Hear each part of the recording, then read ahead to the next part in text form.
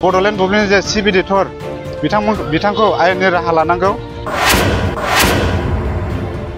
Central BPF कमिटिखौ जाहाथे बड'लेण्ड बुब्लि रादाब चेनेलखौ जोंनि बिपिएफनि गासै प्रग्रामफ्राव बैकट खालामनांगौ आरोखि बिथांमोनखौ लेंहरनो मोना।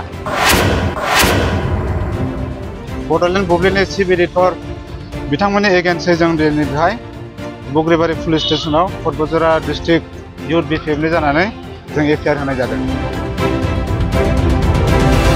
जे दिनैनि जोंनि केस बा एफआइआर होनायनि गुबै उद्देश्यआनो जाहैबाय जे थांनाय मैया 8 तारिख 1 मार्च 2025 बेलासि समाव बड'लेण्ड बुब्लि मुंनि पर्टेल चेनेला जोंनि मानव गेदेर बारग' बिटिसिनि चिफ एबा जोंनि बिपिएफ दोलोनि प्रेसिडेन्ट मानगोना हाग्रामा महिलारिखौ नंखाय एबा गाज्रि बानसावनानै बिथांमोना गावसिनि पर्टेल बा मोखां बिजाबाव फोसावदों। दा बिनि बेरेखायै बड'लेण्ड बुब्लिनि चिफ एडिटर बिथांमोननि एगेन्स्टै जों दिनै बेहाय बग्रिबारि पुलिस स्टेशनाव क'क्राझार डिस्ट्रिक्ट इउथ बिपिएफनि जानानै जों एफआइआर होनाय जादों।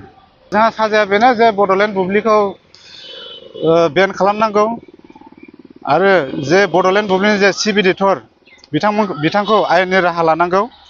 आरो लोगोसे आङो बेखौबो बुंनो लुगैदों जोंनि सेन्ट्रेल बिपिएफ कमिटिखौ जाहाथे बड'लेण्ड बुब्लि रादाब चेनेलखौ जोंनि बिपिएफनि गासै प्रग्रामफ्राव माने बैकट खालामनांगौ आरोखि बिथांमोनखौ लेंहरनो मोना।